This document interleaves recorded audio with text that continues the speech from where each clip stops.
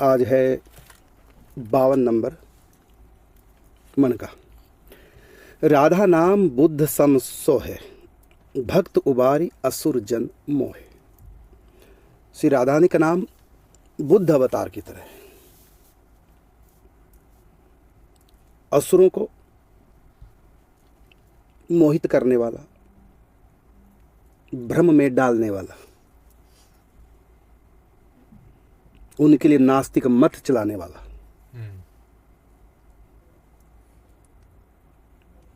और भक्तों को उबारने वाला। इसलिए बुद्ध भगवान से दो मत, एक नास्तिक मत जी और एक 24 अवतारों में एक अवतार है ही भक्तों को उबारना है। अर्थात अनाधिकारी व्यक्ति धर्म में ना आ जाए। बहुत बड़ी बात कह रहा हूं मैं जी, बाहर ही रहें। क्योंकि अनाधिकारी व्यक्ति यदि धर्म की तरफ आ गया, वो दिल से आ ही नहीं सकता, क्योंकि वो अनाधिकारी है। तो क्या करेगा? हम बड़े, दूसरे गलत, इसी में पूरा जीवन लगा देगा व्यक्ति। उसमें केवल कट्टरवाद पनपेगा। अनाधिकारी व्यक्ति जिस भी मत को अपनाएगा, उस मत को सर्वश्रेष्ठ सिद्ध करके बाकी सबको खत्म कर देगा। कट्टरवाद पैदा होता है इससे। आज अक्सर यही हो रहा है, अनाधिकारी व्यक्ति संप्रदायों में आ रहे हैं। ये बहुत बड़ा खतरा है। अनाधिकारी व्यक्ति नास्तिक बन के रहेगा तो खूंखार नहीं बनेगा। यदि धर्म की तरफ आ गया तो जिस धर्म में वो आएगा तो उस धर्म के सिवा जितने भी पंथ संप्रदायों के सबका वो दुश्मन बन के रहेगा। इसी से कट्टरवाद पैदा होता है और इसी से आतंकवाद पैदा होता है। सब आतंकी हैं कौन? जो अनाधिकारी है और किसी धर्म संप्रदाय से दीक्षित हो गया। वो आतंक मचाएगा, चाहे वाणी के द्वारा चाहे हथियार के द्वारा। कुछ लोग हथियार के द्वारा आतंक मचाते हैं, कुछ लोग अपनी वाणी के द्वारा आतंक मचाते हैं। शास्त्र का भी विरोध कर देंगे। तो अनाधिकारी व्यक्ति इधर ना आ जाए, इसलिए बुद्ध भगवान ने क्या किया? उनको मोहित कर दिया, उनके लिए नास्तिक पंथ चला दिया। और है कौन? श्रीमन ठाकुर जी के अवतार 24 अवतारों जी। इसलिए हिंदुओं ने स्वीकार नहीं किया। ये जानते हैं कि हमारे ठाकुर जी हैं, लेकिन वो मत हिंदुओं ने क्यों नहीं स्वीकार किया? क्योंकि वो हमारे लिए था ही नहीं अवतार। वो असुरों को मोहित करने के लिए था। जैसे मोहिनी अवतार असुरों को मोहित करने के लिए था, वो हमारे लिए थोड़ी था। अब उसको स्वीकार ही कर लेंगे तो फिर तो वो आ ही जाएंगे, मिल ही जाएंगे बीच में। कौन? हाँ, जो लोग अनाधिकारी हैं, जिनके लिए बना है वो, अगर हिंदू लोग उनको स्वीकार कर लेंगे तो फिर तो वो मिल ही जाएंगे ना बीच में। इसलिए ठाकुर जी ने उनको अलग कर रखा है। इसलिए ये जो पंथ है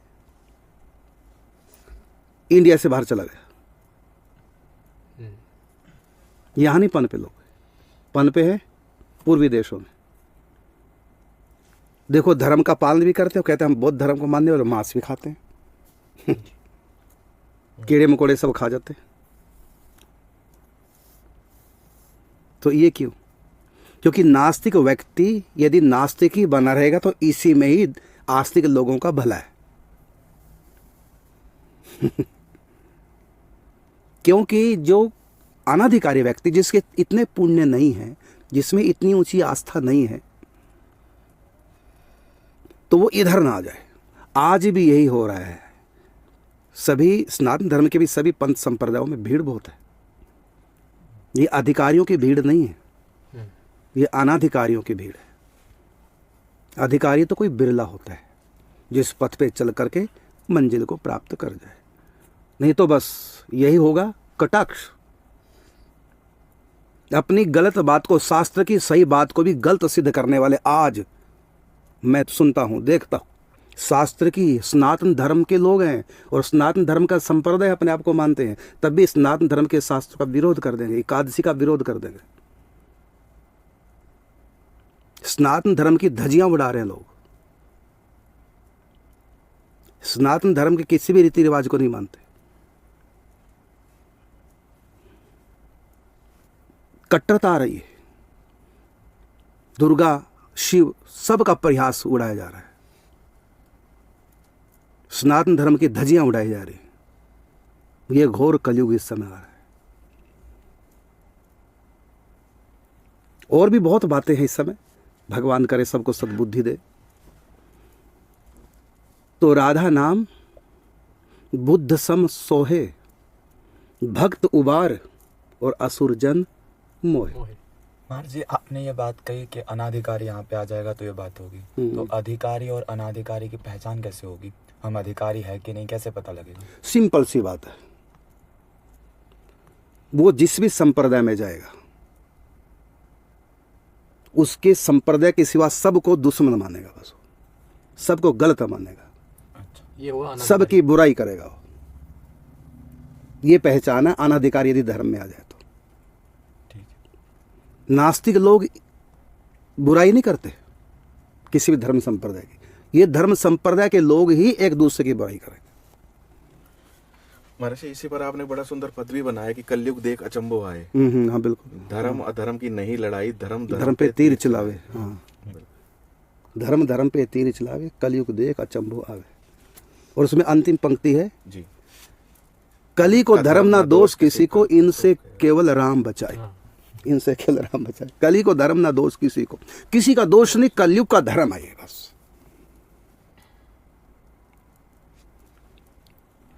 माने ऐसे ऐसे कट्टरवाद संप्रदायों में परसा जा रहा है कि वैष्णव, शैव, शाक्त एक जगह नहीं बैठ सकते। एक दूसरे की भावना को आहत कर रहे हैं संप्रदाय के लोग। और जबकि समाज में ऐसा है नहीं, लेकिन ऐसा किया जा रहा है।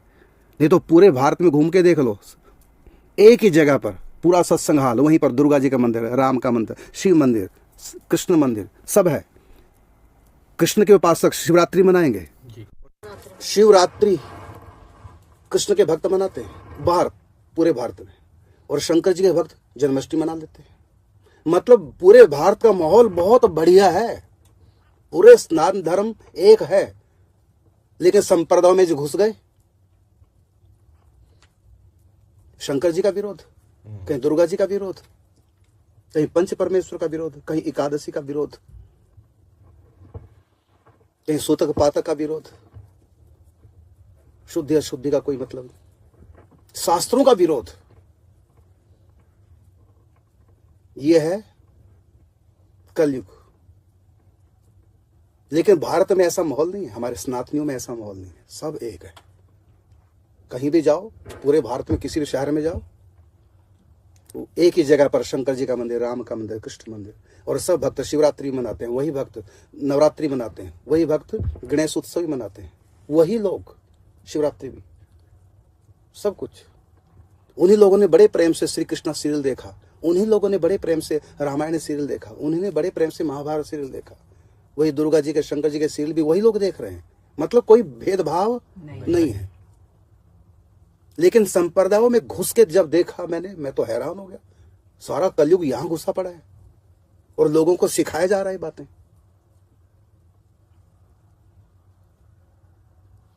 बहुत घोर कलयुग है। इतना कट्टरता परस्ती, जबकि इतना कोमलता आनी चाहिए संप्रदायों से दीक्षित होकर के कि अपने इष्ट को सर्वत्र देखो।